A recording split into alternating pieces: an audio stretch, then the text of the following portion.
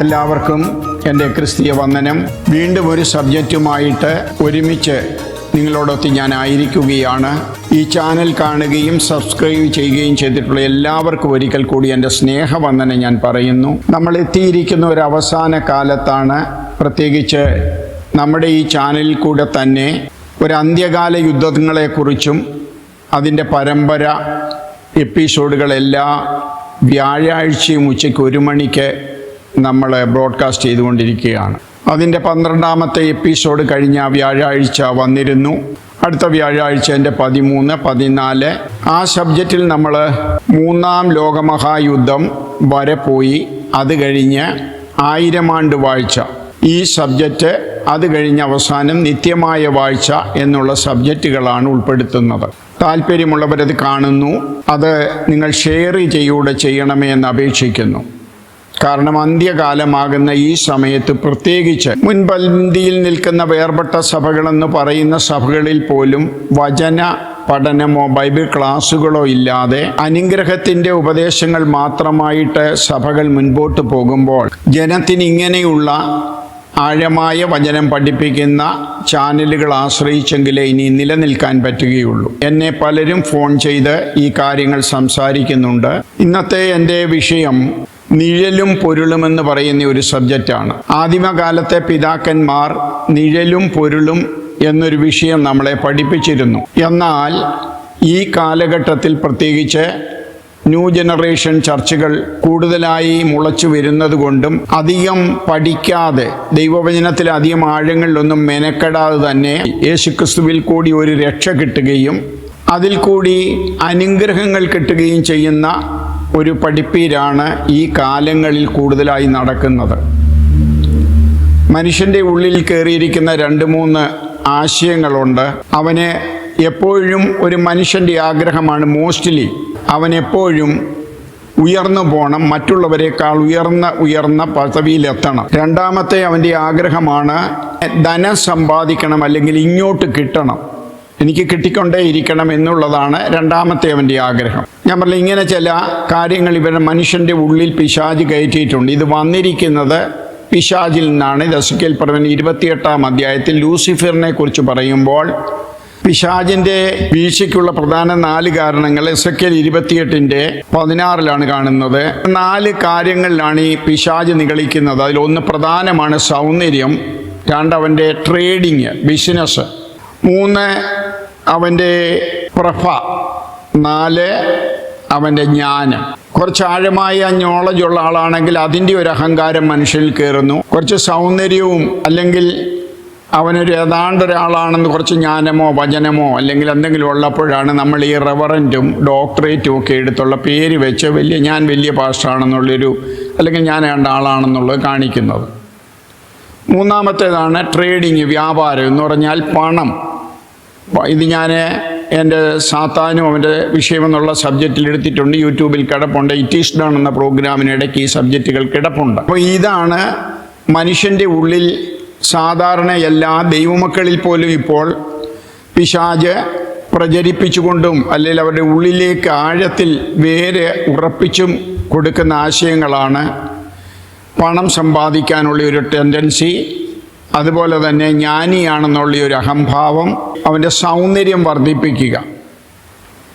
ഇതെല്ലാം പിശാചിൽ നിന്ന് വരുന്നതാണ്. ഈ 4 സബ്ജക്റ്റും സാത്താൻ്റെ വിഷയത്തിൽ പഠിക്കേണ്ടതാണ്. സാത്താൻ്റെ തന്ത്രങ്ങൾ, സാത്താൻ്റെ ആഴങ്ങൾ, സാത്താൻ്റെ അധികാരം, സാത്താൻ്റെ വ്യാപാരശക്തി, ഇങ്ങനെ 4 സബ്ജക്റ്റ് പഠിക്കുമ്പോൾ നമുക്കിത് മനസ്സിലാകും. അപ്പോൾ നമ്മുടെ ഇന്നത്തെ വിഷയം നിഴലും പൊരുളും എന്ന് പറയുന്ന ഒരു വിഷയം ബൈബിളിലുണ്ടോ? ബൈബിളിൽ നിന്ന് നേരിട്ട് നമുക്കൊക്കെ ഒരു വചനം നിഴലും പൊരുളുമെന്നും പറഞ്ഞ് കാണാൻ കഴിയുന്നില്ല. ബൈബിളിലെ പല ഭാഗങ്ങളും പഠിക്കുമ്പോഴാണ് നമുക്ക് നിഴലും പൊരുളും ഉണ്ടോ എന്നുള്ളത് മനസ്സിലാകുന്നത്. പ്രത്യേകിച്ച് ഞങ്ങളുടെ ഈ ചാനല് അല്ലെങ്കിൽ ഞങ്ങളുടെ ഈ പ്രോഗ്രാം കാണുന്നവരെനിക്കറിയാം, അല്പം ആഴത്തിൽ ദൈവവചനം ഗ്രഹിക്കണമെന്ന് താല്പര്യമുള്ളവരും പഠിക്കണമെന്ന് താല്പര്യമുള്ളവരാണ്. അല്ലെങ്കിൽ പെട്ടെന്ന് ഇൻസ്റ്റൻ്റായിട്ട് അനുഗ്രഹങ്ങൾ വേണം, ദൈവത്തിൽ വിശ്വസിച്ചൊരു രക്ഷ കിട്ടണം, എന്നാൽ ഈ ലോകമോഹങ്ങൾക്കൊക്കെ അധീനരായിട്ട് നടക്കുകയും വേണം, അങ്ങനെ ചിന്തിക്കുന്നവർക്ക് ഈ വചനം മനസ്സിലാകത്തില്ല, ഗ്രഹിക്കാനും കഴിയത്തില്ല. നിഴലും പൊരുളുമായിട്ട് ബൈബിളിൽ കിടക്കുന്ന ആഴമായ സത്യങ്ങൾ എങ്ങനെയാണ് ഗ്രഹിച്ചെടുക്കാൻ കഴിയുക? എബ്രായ ലേഖനം 13-ാം അധ്യായത്തിൻ്റെ 10-ാം വാക്യത്തിലേക്കാണ് ഇന്ന് ഞാൻ പോകുന്നത്. കൂടാരത്തിൽ ശുശ്രൂഷിക്കുന്നവർക്ക് അഹോവൃത്തി കഴിപ്പാൻ അവകാശമില്ലാത്ത ഒരു യാഗപീഠം നമുക്കുണ്ട്. മഹാപുരോഹിതൻ പാപപരിഹാരമായി രക്തം വിശുദ്ധ മന്ദിരത്തിലേക്ക് കൊണ്ടുപോകുന്ന മൃഗങ്ങളുടെ ഉടൽ പാളയത്തിന് പുറത്തു വെച്ച് ചുട്ടുകളയുന്നു. അങ്ങനെ യേശുവും സ്വന്തം രക്തത്താൽ ജനത്തെ വിശുദ്ധീകരിക്കേണ്ടതിന് നഗരവാതിലിന് പുറത്തു വെച്ച് കഷ്ടമനുഭവിച്ചു. ആകയാൽ നാം അവൻ്റെ നിന്ന ചുമന്നുകൊണ്ട് പാളയത്തിന് പുറത്ത് അവൻ്റെ അടുക്കൽ ചെല്ലുക. ഇവിടെ നമുക്ക് നിലനിൽക്കുന്ന ഒരു നഗരമില്ലല്ലോ, വരുവാനുള്ളതത്രേ നാം അന്വേഷിക്കുന്നത്. ഇവിടെ വളരെ ക്ലിയറായിട്ട് ദൈവത്തിൻ്റെ ആത്മാവ് നമുക്ക് വളരെ വ്യക്തമായൊരു ഉപദേശം തരികയാണ്. നമുക്കൊരു യാഗപീഠമുണ്ട്.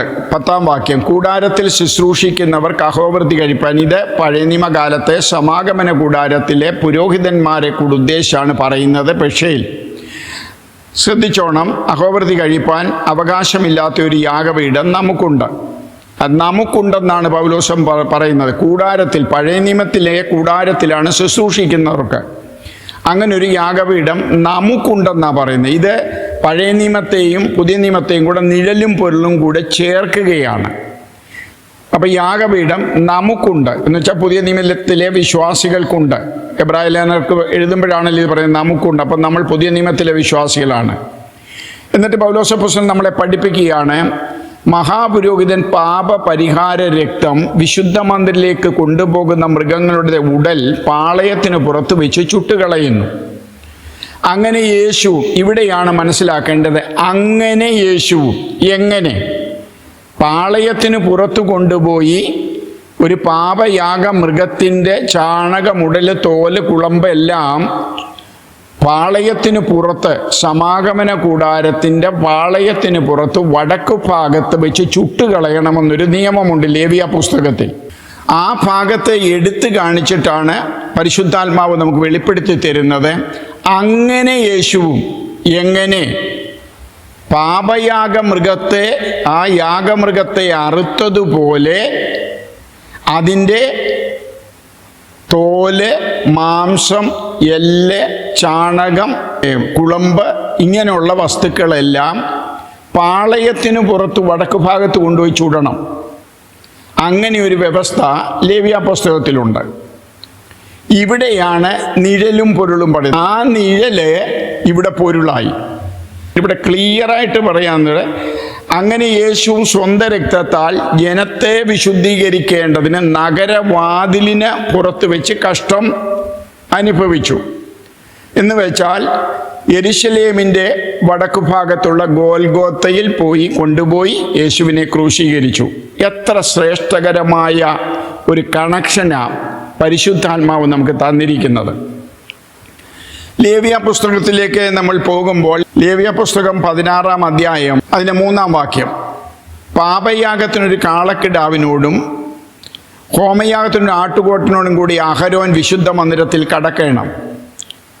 അവൻ പഞ്ഞിനൂൽ കൊണ്ട്, ഇവിടെ എല്ലാത്തിനും എനിക്ക് വിവരിക്കാൻ ഈ ഒരു എപ്പിസോഡിൽ സമയം കിട്ടത്തില്ല. കാരണം ഇന്നത്തെ കാലത്ത് എപ്പിസോഡുകളുടെ മിനിറ്റുകൾ നീണ്ടുപോയാൽ ജനത്തിന് കേൾക്കാൻ താല്പര്യമില്ല. നമ്മളൊരു വലിയ മെസ്സേജ് 10 മിനിറ്റിൽ ഒതുക്കണമെന്നാണ് എല്ലാവരുടെയും ആഗ്രഹം.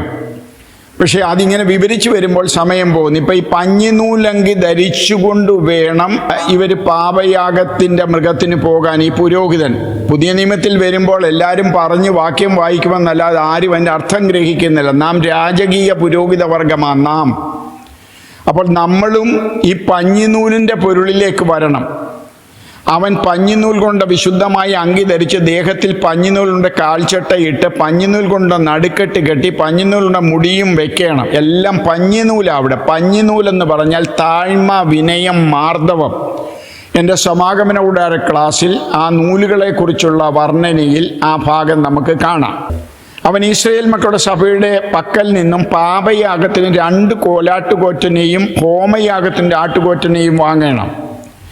അപ്പോൾ പാപയാഗത്തിന് 2 ആട്ടുകൊറ്റൻ വേണം, കൂടാതെ മേളിലൊരു കാളക്കിടാവ്, 3-ാം വാക്യത്തിലൊരു കാളക്കിടാവും ഹോമയാഗത്തിനുണ്ട് ആട്ടുകൊറ്റനും. അപ്പോൾ ഒരു കാളക്കിടാവായി, ഒരാട്ടുകൊറ്റനായി, കൂടാതെ പാപയാഗത്തിൻ്റെ 2 ആട്ടുകൊറ്റനെയും വാങ്ങിക്കണം. അങ്ങനെ 4 മൃഗങ്ങളെയാണ് ഇവിടെ മേടിക്കുന്നത്. 6-ാം വാക്യം, തനിക്ക് വേണ്ടിയുള്ള പാപയാഗത്തിൻ്റെ കാളയെ അഹരോൻ അർപ്പിച്ച് തനിക്കും കുടുംബത്തിനും വേണ്ടി പ്രായശ്ചിത്തം. ആ കാള ഈ അഹരോൻ്റെ കുടുംബത്തിന് വേണ്ടി ഉള്ള പാപത്തിൻ്റെ പരിഹാരത്തിന് വേണ്ടിയാണ് ആ കാളയെ യാഗം നടത്തേണ്ടത്. 7-ാം വാക്യം, എന്നിട്ട് അല്ലെങ്കിൽ ഈ മഹാപുരോഹിതൻ ആ 2 കോലാട്ടുകൊറ്റനെ കൊണ്ടുവന്ന് സമാഗമന കൂടാരത്തിൻ്റെ വാതിക്കൽ യഹോവയുടെ സന്നിധിയിൽ നിർത്തേണം. 8-ാം വാക്യം, പിന്നെ അഹരോൻ യഹോവയ്ക്ക് എന്ന ചീട്ടും അസലേൽ നിന്ന് ചീട്ടും മറ്റൊരു ചീട്ടും, ഇങ്ങനെ 2 കോലാട്ടുകൊറ്റന് ചീട്ടിടണം. 2 കോലാട്ടുകൊറ്റനും ചീട്ടിടണം. യഹോവയ്ക്കുള്ള ചീട്ട് വീണ കോലാട്ടുകൊറ്റനെ അഹരോൻ കൊണ്ടുപോയി പാപയാഗമായി അർപ്പിക്കണം. ഇനി ഇതിൻ്റെ വിശദീകരണം താഴോട്ട് പിന്നെ തരുന്നുണ്ട്. അസലേലിന് ചീട്ട് വീണ കോലാട്ടുകൊറ്റനെ അതിനാൽ പ്രായശ്ചിത്തം കഴിക്കേണ്ടതിന് അതിനെ അസലേലിന് മരുഭൂമിയിലേക്ക് വിട്ടയക്കേണ്ടതായി യഹോവയുടെ സന്നിധിയിൽ ജീവനോടെ നിർത്തണം. 21-ാം വാക്യത്തിൽ ജീവനോടിരിക്കുന്ന കോലാട്ടുകൊറ്റൻ്റെ തലയിൽ അഹരോൻ കൈ 2ഉം വെച്ച് ഇസ്രയേൽ മക്കളുടെ എല്ലാ കുറ്റങ്ങളും സകല പാപങ്ങളുമായി ലംഘനങ്ങളൊക്കെയും ഏറ്റുപറഞ്ഞ് കോലാട്ടുകൊറ്റൻ്റെ തലയിൽ ചുമത്തി നിയമിക്കപ്പെട്ട ഒരാളുടെ കൈവശം അതിനെ മരുഭൂമിയിലേക്ക് അയക്കണം. ഇവിടെയൊക്കെ പദങ്ങളുണ്ട്. നിയമിക്കപ്പെട്ടയാൾ, അതൊരു നിഴലും പൊരുളും വരുന്ന സംഭവങ്ങളാണ്. 22, കോലാട്ടുകൊറ്റൻ അവരുടെ കുറ്റങ്ങളെ ഒക്കെയും ശൂന്യ പ്രദേശത്തേക്ക് ചുമന്നുകൊണ്ടു പോകണം. അവൻ കോലാട്ടുകൊറ്റനെ മരുഭൂമിയിൽ വിട്ടേക്കണം. അങ്ങനെ വിട്ടയച്ചേക്കണം ആ കോലാട്ടുകൊറ്റനെ. അസലേൽ എന്ന് പറയുന്ന പദത്തിന് സ്കേപ്പ് ഗോട്ട് എന്ന് പറഞ്ഞാൽ മറ്റുള്ളവരുടെ കുറ്റം വഹിച്ചുകൊണ്ടു പോകുന്ന ഒരു അംബാസിഡറെന്നോ അല്ലെ ഒരു പ്രതിനിധിയെന്നോ അല്ലെ ഒരു ആട്ടുകൊറ്റൻ എന്ന് നമുക്ക് വിശ്വസിക്കാം. കാരണം മറ്റുള്ള പാപങ്ങളെ വഹിച്ചുകൊണ്ട് പോവുകയാണ്. എന്നാൽ അസലേൽ എന്ന് പറയുന്നതിന് മറ്റൊരർത്ഥവും നമുക്ക് കാണാൻ കഴിയും. പക്ഷേ ഇവിടെ ഇംഗ്ലീഷിൽ അതിന് അർത്ഥം അങ്ങനെയാണ് വന്നിരിക്കുന്നത്. അടുത്ത 25-ാം വാക്യം, അവൻ പാപയാഗത്തിൻ്റെ മേധസ് യാഗപീഠത്തിന്മേൽ ദഹിപ്പിക്കണം. അപ്പോൾ ഈ പാപയാഗ മൃഗങ്ങളുടെ മേധസ് എന്ന് പറഞ്ഞാൽ കൊഴുപ്പ് മുഴുവൻ എടുത്തിട്ട് സമാഗമന കൂടാരത്തിനകത്തുള്ള യാഗപീഠത്തെങ്കിൽ എന്ന് വെച്ചാൽ 5 മുഴം നീളം 5 മുഴം വീതി 3 മുഴം ഉയരമുള്ള യാഗപീഠത്തിലാണ് ഈ കൊഴുപ്പ് ദഹിപ്പിക്കേണ്ടത്. പക്ഷേ അതിൻ്റെ ബാക്കി ഭാഗങ്ങളെല്ലാം 27-ാം വാക്യം, വിശുദ്ധ മന്ദിരത്തിൽ പ്രായശ്ചിത്തം കഴിക്കുന്ന രക്തം കൊണ്ടുപോകാൻ പാപയാഗത്തിൻ്റെ കാളയെയും കോലാട്ടുകൊറ്റനെയും, കോലാട്ടുകൊറ്റൻ എന്ന് പറയുമ്പോൾ ഇവയെ അറുത്തവയാ, കൊന്നു. പക്ഷേ പാളയത്തിന് പുറത്ത് കൊണ്ടുപോകണം. അവയുടെ തോലും മാംസവും ചാണകവും അവശിഷ്ടങ്ങൾ തീയിലിട്ട് ചുട്ടുകളയണം. പാളയത്തിന് പുറത്തു കൊണ്ടുപോയാണ് തീയിലിട്ട് ചുട്ടുകളയേണ്ടത്. ഇത് നിങ്ങൾക്ക് എന്നേക്കുമുള്ള ചട്ടമായിരിക്കണം. പക്ഷെ വിശ്വാസത്താൽ അബ്രഹാമിൻ്റെ മക്കളാകുന്ന നമുക്കും ഇത് ഒരു സ്ഥിര നിയമമാണെന്നുള്ള കാര്യം മറന്നുപോകല്ല. ഇത്രയും കാര്യം നിങ്ങൾക്ക് മനസ്സിലായി. ഈ മൃഗങ്ങളെ അറുത്തു. അതിൻ്റെ മേധസ് സമാഗമന കൂടാരത്തിനകത്തുള്ള 100 മുഴം നീളം 50 മുഴം വീതിയുള്ള സമാഗമന കൂടാരത്തകത്തെ വാതിൽ മറ തുറന്ന് അകത്തേക്ക് കയറുമ്പോൾ ആദ്യം കാണുന്ന യാഗപീഠത്തിലാണ് ഇതിൻ്റെ മേധസ് ദഹിപ്പിക്കേണ്ടത്. എന്നുവെച്ചാൽ കൊഴുപ്പുകളൊക്കെ. ബാക്കി മുഴുവൻ അവശിഷ്ടങ്ങളും ഒരു പ്രത്യേക വ്യക്തി വഴി ഇതിനെ കൊടുത്ത് പാളയത്തിന് പുറത്ത് വിടണം. ലേവ്യ പുസ്തകം 1-ാം അധ്യായത്തിൽ അതിൻ്റെ 11-ാം വാക്യം, അവൻ യഹോവയുടെ സന്നിധിയിൽ യാഗപീഠ വടക്കു വശത്ത് വെച്ച് അതിനെ അറുക്കണം. അഹരോന്റെ പുത്രന്മാരായ പുരോഹിതന്മാർ അതിനെ രക്തം യാഗപീഠത്തിന് ചുറ്റും തളിക്കണം. അപ്പം ഈ യാഗങ്ങളെല്ലാം അറുക്കേണ്ടത് സമാഗമന കൂടാരത്തിൻ്റെ വടക്കു ഭാഗത്താണ്. അതിനൊക്കെ അർത്ഥമുണ്ട്. ഞാൻ സമാഗമന കൂടാരത്തിൻ്റെ ദിക്കുകളെക്കുറിച്ചും അതിൻ്റെ അർത്ഥങ്ങളെക്കുറിച്ചുമുള്ള എപ്പിസോഡുകൾ എടുത്തിട്ടുണ്ട്. എൻ്റെ യൂട്യൂബ് ചാനലിൽ അത് കിടപ്പുണ്ട്. 68 എപ്പിസോഡുകളാണ് സമാഗമന കൂടാരത്തിൻ്റെ എപ്പിസോഡുകൾ അല്ലെ ക്ലാസ്സിലുള്ളത്. അത് ഹാർവസ്റ്റ് ടെലിവിഷനിൽ എടുത്ത എപ്പിസോഡുകളാണ് കിടക്കുന്നത്. ഈ വടക്കു ഭാഗത്താണ് എല്ലാ മൃഗങ്ങളെയും അറുക്കേണ്ടത്. യാഗപീഠത്തിലാണ് ഹോമയാഗം മറ്റുള്ള യാഗങ്ങളൊക്കെ ദഹിപ്പിക്കേണ്ടത്. എന്നാൽ ഈ പാപയാഗ മൃഗത്തെ മാത്രം സമാഗമന കൂടാരത്തിൻ്റെ വടക്കു ഭാഗത്ത് പാളയത്തിന് പുറത്ത് കൊണ്ടുപോയാണ് ദഹിപ്പിക്കേണ്ടത്. അവിടെ യാഗപീഠമൊന്നുമില്ല, പക്ഷെ അവിടെ വിറക്കൊക്കെ അടുക്കി വെച്ച് അതിൻ്റെ മേളിൽ വെച്ച് ഇതെല്ലാം അവിടെ വെച്ച് ദഹിപ്പിച്ച് കളയുക. അവിടെ പ്രത്യേക യാഗപീഠമില്ല. എബ്രായ ലേഖനത്തിൽ വരുമ്പോൾ ദൈവത്തിൻ്റെ പരിശുദ്ധാത്മാവ് വളരെ കൃത്യമായി നമ്മളെ പഠിപ്പിക്കുകയാണ്, അതൊരു യാഗപീഠമാണ്, അതിനകത്തുനിന്നൊന്നും നമുക്ക് അഹോവൃദ്ധി കഴിപ്പാനില്ല. കാരണം മറ്റ് യാഗങ്ങളിൽ നിന്നൊക്കെ മനുഷ്യനെ അതിൻ്റെ കാൽക്കുറകും അങ്ങനെ പുരോഹിതന്മാർക്ക് എടുത്ത് ഭക്ഷിക്കാമെന്ന ചില ഭാഗങ്ങളുണ്ട്. എന്നാൽ ഇവിടെ നമുക്ക് അങ്ങനെയൊന്നുമില്ല. ഈ പാപയാഗ മൃഗത്തിൽ നിന്ന് ഒന്നും ഈവൻ ഒരു രോമം പോലും അതിനകത്ത് ഒരു പീസ് പോലും അതിനകത്ത് എടുക്കാൻ പറ്റത്തില്ല. അപ്പം ഇവിടെ പരിശുദ്ധാത്മാവ് നമ്മളോട് പറയുകയാണ്, അങ്ങനെ ഒരു യാഗം നിഴലിൽ നടന്നു, അതിൻ്റെ പൊരുളായിരുന്നു യേശുക്രിസ്തുവിൻ്റെ യാഗം. അതാണ് 13-ാം വാക്യത്തിൽ. ഒന്നുകൂടെ ഞാൻ വായിക്കാം. കൂടാരത്തിൽ ശുശ്രൂഷിക്കുന്നവർക്ക് അഹോവൃത്തി കഴിപ്പാൻ അവകാശമില്ലാത്ത ഒരു യാഗപീഠം നമുക്കുണ്ട്.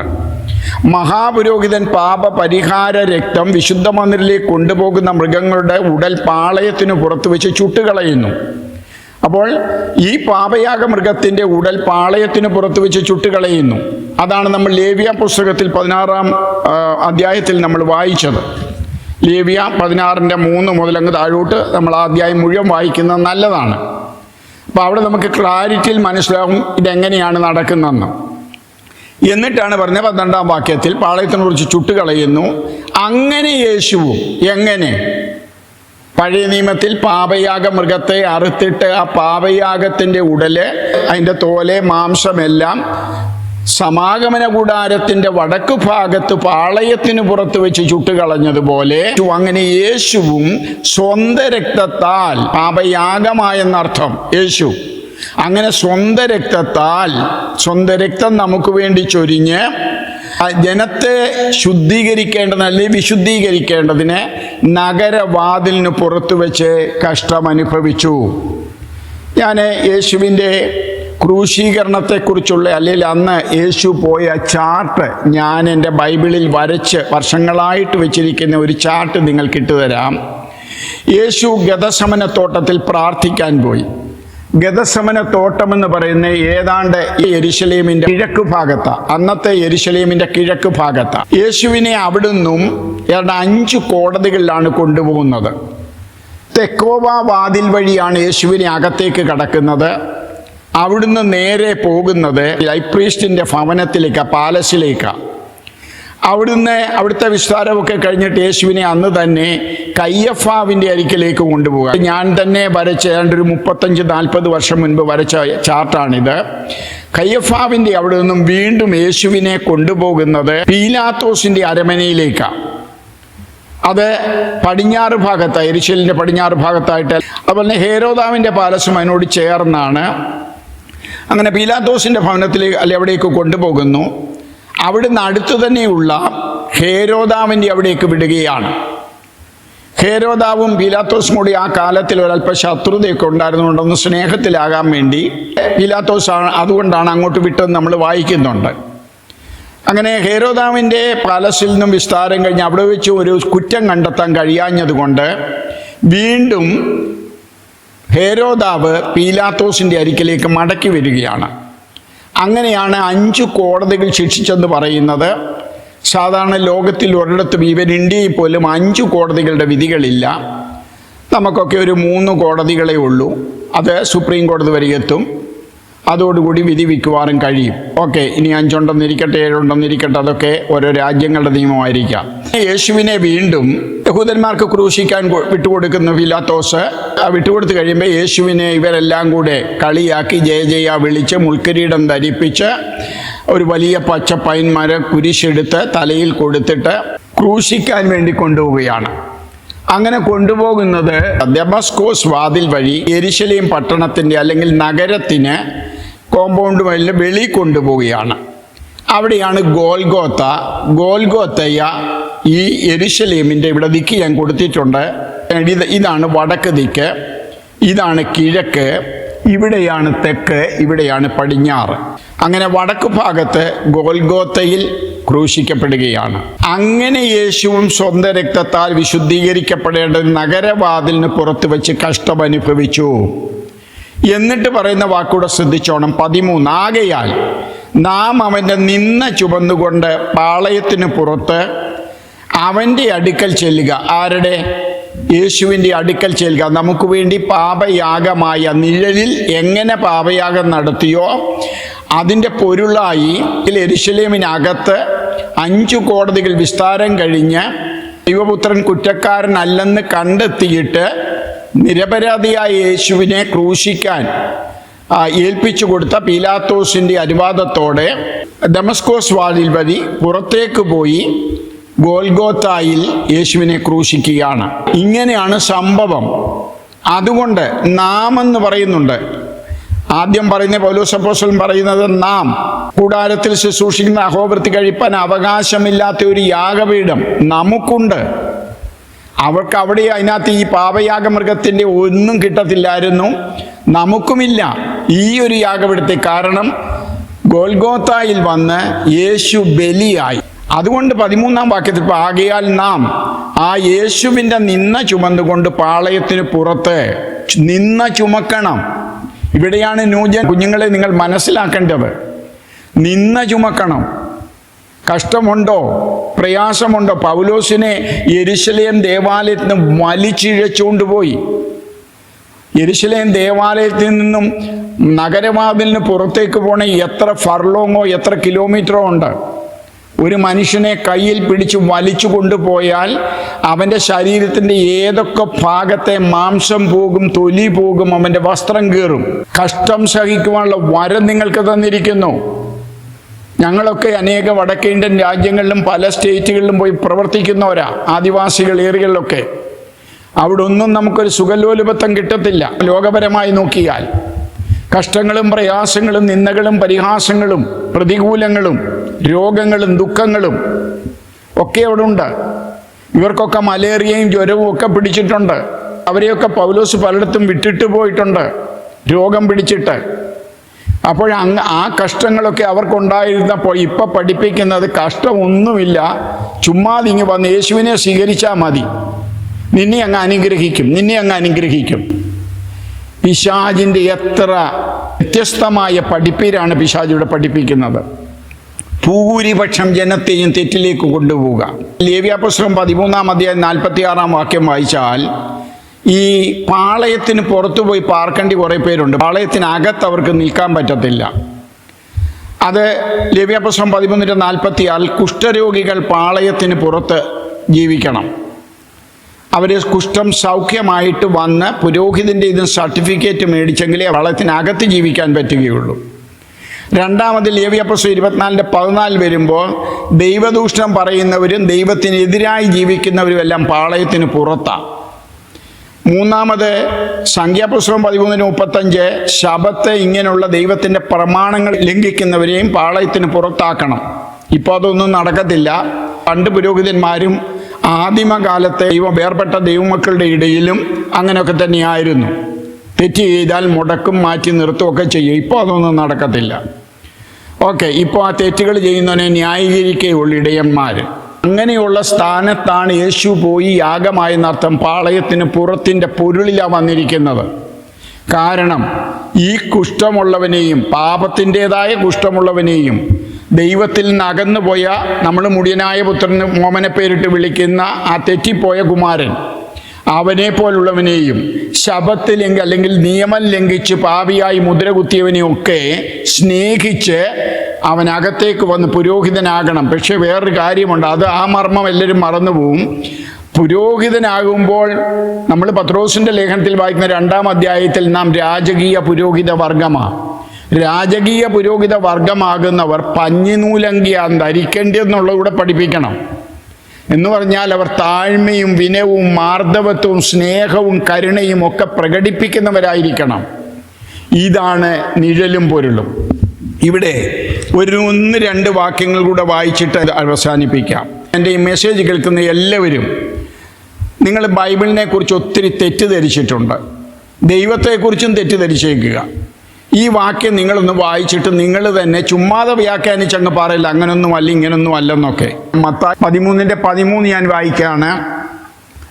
അതുകൊണ്ട് അവർ കണ്ടിട്ട് കാണാതെയും കേട്ടിട്ട് ഗ്രഹിക്കാതെയും ഇരിക്കയാൽ ഞാൻ ഉപമകളായി അവരോട് സംസാരിക്കുന്നു. നിങ്ങൾ ചെവിയാൽ കേൾക്കും ഗ്രഹിക്കയില്ല താനും, കണ്ണാൽ കാണും ദർശിക്കയില്ല താനും. ഈ ജനത്തിൻ്റെ ഹൃദയം തടിച്ചിരിക്കുന്നു. അവർ ചെവി കൊണ്ട് മന്ദമായി കേൾക്കുന്നു, കണ്ണടച്ചിരിക്കുന്നു. അവർ കണ്ണുകൊണ്ട് കാണാതെയും ചെവി കൊണ്ട് കേൾക്കാതെയും ഹൃദയം കൊണ്ട് ഗ്രഹിക്കാതെയും തിരിഞ്ഞു കൊള്ളാതെയും ഞാൻ അവരെ സൗഖ്യമാക്കുകയും ഇരിക്കേണ്ടതിന് തന്നെ. ഇതാണ് മത്തായി 13:13 പറയുന്നത്. ഇനി ലൂക്കോസ് 8:10 വാക്യം ഞാൻ പലപ്പോഴും എൻ്റെ ക്ലാസ്സുകളിൽ പറയുന്നുള്ളൊരു കാര്യമാണ്. ദൈവരാജ്യത്തിൻ്റെ മർമ്മങ്ങളെ അറിവാൻ നിങ്ങൾക്ക് വരം ലഭിച്ചിരിക്കുന്നു. ശേഷമുള്ളവർക്കോ കണ്ടിട്ട് കാണാതിരിപ്പാനും കേട്ടിട്ട് ഗ്രഹിപ്പാതിരിപ്പാനും ഉപമകളാൽ അത്രേ. വരം ലഭിച്ചവര് ഇത് മനസ്സിലാക്കും. അതേസമയം ശേഷമുള്ളവർ ഇത് വരം ലഭിച്ചിട്ടില്ലെങ്കിൽ അവരിത് മനസ്സിലാക്കരുത്, അവരിത് കേട്ടിട്ട് ഗ്രഹിക്കണ്ട. ഇതാണ് ദൈവവചനം പറയുന്നത്. എനിക്ക് ഇന്ന് മേളിൽ അറിയത്തില്ല എന്താണെന്ന്. ഇനി നിങ്ങൾ ഇതിനെ വ്യാഖ്യാനിച്ചു ഇത് പ്രിന്റിങ് തെറ്റാണെന്നോ. അപ്പം മത്തായിലും ഇതേ തന്നെ എഴുതിയേക്കുന്നത്, അവിടെയും പ്രിന്റിങ് തെറ്റിപ്പോയോ? ഈ സബ്ജക്റ്റ് എനിക്ക് കുറേ ബൈബിൾ വാക്യം പറഞ്ഞു തരാനുണ്ട്. 2 തെസ്സലോനിയൻസ് 2:11 വാക്യം തൊട്ട് അതിൻ്റെ ആക്ച്വലി 2 മുഴുവൻ വായിച്ചാലേ അത് മനസ്സിലാകത്തുള്ളൂ. കാരണം ആൻറ്റി ക്രൈസ്റ്റിൻ്റെ വരവിനെ കുറിച്ചാണ് അവിടെ പറയുന്നത്. 9 വാക്യം തൊട്ട് വായിക്കാം. അധർമ്മമൂർത്തിയുടെ പ്രത്യക്ഷത നശിച്ചു പോകുന്നവർക്ക് സാത്താൻ്റെ വ്യാപാര ശക്തിക്കൊത്തവണ്ണം വ്യാജമായ സകല ശക്തിയോടും അടയാളങ്ങളോടും അത്ഭുതങ്ങളോടും അനീതിയുടെ സകല വഞ്ചനയോടും കൂടി ആയിരിക്കും.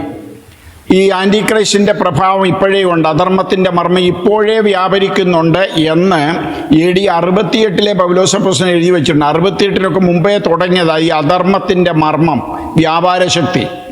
അപ്പം അത് മനുഷ്യനെ തെറ്റിക്കാനുള്ള അത്ഭുതങ്ങളും അടയാളങ്ങളും അനീതിയുടെ പല പരിപാടികളും ബൈബിൾ വിരുദ്ധമായിട്ടുള്ള കഥകളും പൈങ്കിളിക്കഥകളും തമാശകളും അല്ലെങ്കിൽ അത്ഭുതങ്ങളും അടയാളങ്ങളും ഒക്കെ ഇങ്ങനെ പഠിപ്പിക്കുവര്. അവർ രക്ഷിക്കപ്പെടുവാൻ തക്കവണ്ണം സത്യത്തെ സ്നേഹിച്ച് കൈക്കൊള്ളായികയാൽ തന്നെ അങ്ങനെ ഭവിക്കും. സത്യത്തെ വിശ്വസിക്കാതെ അനീതിയിൽ രസിക്കുന്ന ഏവർക്കും ഫോഷ്കു വിശ്വസിക്കുമാറ് വ്യാജത്തിൻ്റെ വ്യാപാര ശക്തി അയക്കുന്നു എന്ന് പറഞ്ഞാൽ, എക്സാമ്പിൾ ഒരു ചെറിയ കാര്യം പറയാം. ഇപ്പം ഞാനൊരു ചെറിയ ക്ലാസ് എടുക്കുക വിശുദ്ധിയെക്കുറിച്ച്, ആഭരണത്തെക്കുറിച്ചോ കുരിശിനെക്കുറിച്ചോ എന്തെങ്കിലും ഒരു ശുശ്രൂഷയെക്കുറിച്ച് എടുക്കുക ബൈബിളിൽ നിന്ന്. അപ്പം നിങ്ങൾ അതിൻ്റെ ഹെഡിങ് കാണുമ്പോഴേ ചിലരെന്ത് പറയും, ഓ ഇതൊക്കെ ഞങ്ങൾക്ക് എത്ര അറിയാം, ഞങ്ങൾ എത്ര കേട്ടാ, ഞങ്ങൾക്കിത് മുഴുവൻ അറിയാം. അപ്പോൾ അവരിത് കേൾക്കത്തില്ല. കാരണം അവരുടെ ഉള്ളിൽ അഡിക്റ്റാക്കി അല്ലെങ്കിൽ അവർ ചിന്തിച്ചിരിക്കുന്ന ഞാൻ ഈ കണ്ടെത്തി ഇത് അങ്ങനൊന്നും അല്ല, അങ്ങനൊന്നും വേണ്ട, നിഴലും പൊരും എന്നോ കേൾക്കാനാ എന്ന് ചിന്തിക്കും. അങ്ങനെയുള്ളവർക്ക് തിരിച്ചു വരാൻ വലിയ പാടാണ്. അഡിക്റ്റായിട്ടിരിക്കുന്ന ആ സംഭവത്തിൽ നിന്ന് പിന്നെ അവർ ബൈബിളൊന്നും കാര്യമായിട്ട് വായിക്കത്തില്ല, ബൈബിൾ ശ്രദ്ധിക്കത്തില്ല. ഇതുപോലുള്ള വചനങ്ങളുണ്ട്, അത് നമ്മളെ കാലുകൊണ്ട് ചവിട്ടി തെറിപ്പിക്കുന്ന പോലെ ചവച്ചരച്ചങ്ങാണ്ട് 4ാമത്തെ മൃഗമാകുന്ന ഘോരവും ഭയങ്കരമായ മൃഗം ചവിട്ടി അരച്ചു കളഞ്ഞു എന്ന് പറയുന്ന പോലെ നമ്മളെയൊക്കെ അങ്ങ് ചവിട്ടി അരച്ചു കളഞ്ഞ് ഇല്ലാത്ത കമൻ്റൊക്കെ ഇട്ട് നമ്മളെ അങ്ങ് ഇല്ലായ്മ ചെയ്യാൻ നോക്കും. ഇവിടെ സത്യത്തെ ഏവർക്ക് ന്യായവിധി വരേണ്ടതിന്, അപ്പം ഇവിടെ ദൈവം അങ്ങനെയുള്ളവർക്ക് ന്യായവിധി കൊടുക്കാൻ ദൈവം ഒരുങ്ങിയിരിക്കുക. ഇവന് വേണ്ടായ പിന്നെ ദൈവം എന്തു ചെയ്യും? ഇവനെ എത്ര പ്രാവശ്യം വിളിച്ചു, സ്നേഹിച്ചു, മോനെ കുഞ്ഞെ എന്നൊക്കെ വിളിച്ചതാ, വചനം കൊടുക്കുന്നതാ. പക്ഷേ ഇവന് ബുദ്ധിയും ജ്ഞാനവും നോളജും വിദ്യാഭ്യാസവും ഒക്കെ കൊടുത്തതാ. പക്ഷെ ഇവന് മെറ്റീരിയൽ ബ്ലെസ്സിങ് മാത്രം മതി, അനുഗ്രഹം മാത്രം മതി. ഫോഷ്ക്ക് വിശ്വസിക്കുമാറ് വ്യാജത്തിന്റെ വ്യാപാര ശക്തി അയക്കുന്നത്. ഇത് ആരയക്കുന്നത്? ദൈവം അയക്കുന്നത്. 2 തീമോഥെയോസ് 2:16 വാക്യം. ഭക്തിവിരുദ്ധമായ വൃഥാലപങ്ങളെ ഒഴിഞ്ഞിരിക്കുക, ആ വകക്കാർക്ക് അഭക്തി അധികം മുതിർന്നു വരും. അപ്പോൾ ഇങ്ങനെ ഒരു മർമ്മമുണ്ട്. നമ്മളെല്ലാം ഗ്രഹിക്കാൻ നിങ്ങൾ ജിജ്ഞാസയുള്ളവരായിരിക്കണം, താല്പര്യമുള്ളവരായിരിക്കണം. നമ്മൾ ചിലത് അഡിക്റ്റായിട്ട് മനസ്സിലായിരിക്കുന്ന ചില കാര്യങ്ങളെ അതങ്ങനെയാണെന്ന് പറഞ്ഞിരിക്കരുത്. ഇപ്പം നിഴലും പൊരുളും ഉണ്ടോ, അതൊന്നും ഇല്ലെന്നേ എന്ന് വിശ്വസിക്കുന്നവരെ ഒന്ന് ശ്രദ്ധിച്ചാൽ നിങ്ങൾക്ക് മനസ്സിലാകും. പഴയ നിയമത്തിൽ എങ്ങനെ പാപയാഗത്തിൻ്റെ മൃഗത്തെ അറുത്തുവോ അങ്ങനെ യേശുവും, പരിശുദ്ധാത്മാവ് നിങ്ങളെ കൊച്ചു കുഞ്ഞുങ്ങളെ പഠിപ്പിക്കുന്ന പോലെ പഠിപ്പിക്കുകയല്ലേ, അങ്ങനെ യേശുവും പാളയത്തിന് പുറത്തു പോയി കഷ്ടമനുഭവിച്ചു. ദൈവത്തിന് ജനമേ ശ്രദ്ധിക്കുക. അങ്ങനെ അഡിക്റ്റായിരുന്നാൽ ഇങ്ങനെ ഒരു മർമ്മമുണ്ട്. ദൈവം പോഷ്കിൻ്റെ ആത്മാവിനെ തന്നിട്ട് നിങ്ങൾ അങ്ങനെ തന്നെ അങ്ങ് പോകണം, നിങ്ങൾക്ക് ന്യായവരി വരെയാണ്. ഇത് ബൈബിള് പറയുന്ന, ഞാൻ പറയുന്നതല്ല. അതുകൊണ്ടാണ് ഞാൻ പറഞ്ഞല്ലോ, ഇന്ന് ഒരു 100 വിശ്വാസികളോട് നിങ്ങൾ അടുത്തുള്ളവർ ചോദിച്ചു നോക്കേ. ഒരു സിമ്പിൾ കഥ ഞാൻ പറയാം. മുടിയനായ പുത്രൻ്റെ കഥയെന്ന് നമ്മൾ വിളിക്കുന്ന തെറ്റിപ്പോയ കുമാരൻ്റെ കഥ. അതിൻ്റെ അർത്ഥം ഒന്ന് ചോദിച്ചിട്ട് നിങ്ങളെ ഒരു 40 വർഷവും 30 വർഷവും 20 വർഷമായ വിശ്വാസികളോട് ചോദിച്ചിട്ട് എത്ര പേര് അതിൻ്റെ കറക്റ്റ് അർത്ഥം പറഞ്ഞു തരും? ഉപമ വരം ലഭിച്ചവർക്കേ മനസ്സിലാകൂ. അല്ലാത്തവന് മോതിരവും ചെരുപ്പും കാളക്കുട്ടിയുമായിട്ട് തന്നെ ഇരിക്കും. ദൈവത്തിൻ്റെ ജനമേ, ഈ എപ്പിസോഡുകൾ മുൻപോട്ട് നമുക്ക് കാണാൻ നിങ്ങൾ ശ്രമിക്കുക. നിഴലും പൊരുളും എങ്ങനെ? അപ്പോൾ ചോദിക്കും, എല്ലാത്തിനും അങ്ങനെ എഴുതാൻ പറ്റുമോ? ഞാൻ എപ്പോഴും നിങ്ങളോട് പറയുന്ന, അല്ലെങ്കിൽ പലരോടും പറയുന്നൊരു കാര്യം കൂടെ പറഞ്ഞ് ഇവിടെ അവസാനിപ്പിക്കാം. നിങ്ങൾ പറയുന്ന പോലെ ഇതൊരു കഥയായിട്ട് എഴുതിയിരുന്നെങ്കിൽ ഇതൊരു 407 ലോറിയെ കൊള്ളത്തില്ല. നിങ്ങൾക്കിത് എടുത്തു വെക്കണമെങ്കിൽ അത് സുവിശേഷങ്ങളിൽ പറയുന്നുണ്ട്. യേശു ചെയ്ത അത്ഭുതങ്ങളും അടയാളങ്ങളും മുഴുവൻ എഴുതിയ ഇത് ഇവിടെ എങ്ങും ഈ ഭൂമിയിൽ കൊള്ളത്തില്ല, ലോകത്തിൽ കൊള്ളത്തില്ല. അപ്പോൾ ഇത് എങ്ങനെ നിങ്ങൾ പള്ളിയിൽ ഇറക്കി വെക്കും? പള്ളിയിൽ ഇറക്കി വെക്കണമെങ്കിൽ ക്രെയിം വേണം. നിങ്ങളുടെ ബൈബിൾ വെച്ചാൽ പിന്നെ പാസ്റ്ററുടെ മുഖം കാണാൻ പറ്റത്തില്ല, കാരണം ഇത് ഇത്രയും വലുതായിരിക്കും. അപ്പം ഞാനീ പറഞ്ഞു വരുന്നതിൻ്റെ സാരം, ഇത് കംപ്രസ് ചെയ്ത് നമുക്ക് നിഴലും പൊരുളും ഉണ്ടെന്ന് പഠിക്കാൻ 1-2 സബ്ജക്റ്റേ തരത്തുള്ളൂ. ബാക്കി പിന്നെ നമ്മളാണ് കണ്ടുപിടിക്കേണ്ടത് നിഴലും പൊരുളും അതിൻ്റെ അർത്ഥങ്ങളും. അപ്പോൾ വളരെ വ്യക്തമായി സമാഗമന കൂടാരത്തിൽ നടന്ന പാപയാഗ മൃഗത്തിൻ്റെ ഉടലും തോലും ചാണകവും സമാഗമന കൂടാരത്തിൻ്റെ വടക്ക് ഭാഗത്ത് പാളയത്തിൻ്റെ പുറത്ത് യാഗമാക്കിയത് പൊരുളിൽ യേശു ക്രിസ്തു. നോക്കെത്ര മർമ്മം, എത്ര ശ്രേഷ്ഠം, എത്ര ആഴം. നമുക്ക് വേണ്ടി സ്വന്തം രക്തത്താൽ നമ്മളെ വിശുദ്ധീകരിക്കേണ്ടതിന് 5 കോടതികൾ ശിക്ഷിച്ചിട്ട് യെരുശലേമിൻ്റെ വടക്ക് ഭാഗത്ത് പാളയത്തിന് പുറത്ത് ഗോൽഗോത്തായിൽ ക്രൂശിൽ തറയ്ക്കപ്പെട്ട് യാഗമായി നമ്മുടെ പെസഹ കുഞ്ഞാടാകുന്ന ക്രിസ്തു അറുക്കപ്പെട്ടിരിക്കുന്നു. പ്രിയ ദൈവത്തിൻ്റെ ജനമേ, ഈ നിഴലും പൊരുളും മനസ്സിലാക്കി, പഞ്ഞിനൂലുകളുടെ അർത്ഥം മനസ്സിലാക്കി, വിശുദ്ധിയിലും വേർപാടിലും വിശ്വസ്തതയിലും താഴ്മയിലും ദൈവത്തെ ആരാധിച്ച് കർത്താവിൻ്റെ വരവിന് വേണ്ടി ഒരുങ്ങുക. കാലം അന്ത്യത്തിലേക്ക് എത്തുന്നു. ദൈവം നമ്മെ എല്ലാവരെയും ബലപ്പെടുത്തട്ടെ, അനുഗ്രഹിക്കട്ടെ. Praise the Lord.